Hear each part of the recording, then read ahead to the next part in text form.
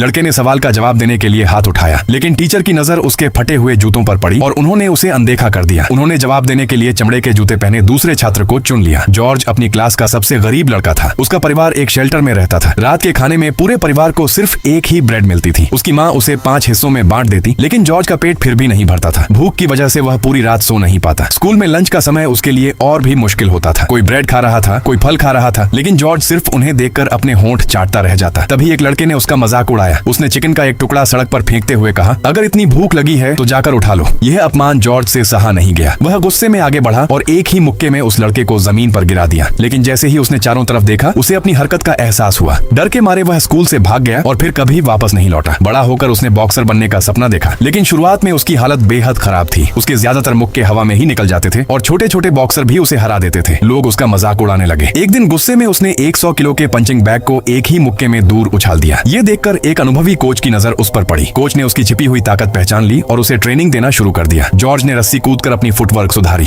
Speed bag से अपने पंच और भी तेज कर लिए। कुछ समय बाद वह फिर रिंग में उतरा। इस बार उसने अपने प्रतिद्वंद्वी को एक ही मुक्के में नॉकआउट कर दिया। अब उसका सपना था दुनिया का सबसे बड़ा बॉक्सिंग चैंपियन बनना। 1 साल के अंदर ही जॉर्ज प्रोफेशनल बॉक्सर बन गया। उसने लगातार 40 मुकाबले जीत लिए, लेकिन फिर उसका सामना महान बॉक्सर मोहम्मद अली से हुआ। अली अपनी शानदार फुटवर्क से लगातार जॉर्ज को थकाता रहा। 8वें राउंड में मौका मिलते ही उसने एक जबरदस्त पंच मारा और जॉर्ज नॉकआउट हो गया। इस हार के बाद जॉर्ज गहरे अवसाद में चला गया। बाद में उसने दावा किया कि उस दौरान उसने ईश्वर का अनुभव किया और उसे एक नई जिंदगी मिली। उस दिन के बाद उसकी सोच और उसकी पूरी जिंदगी हमेशा के लिए बदल गई।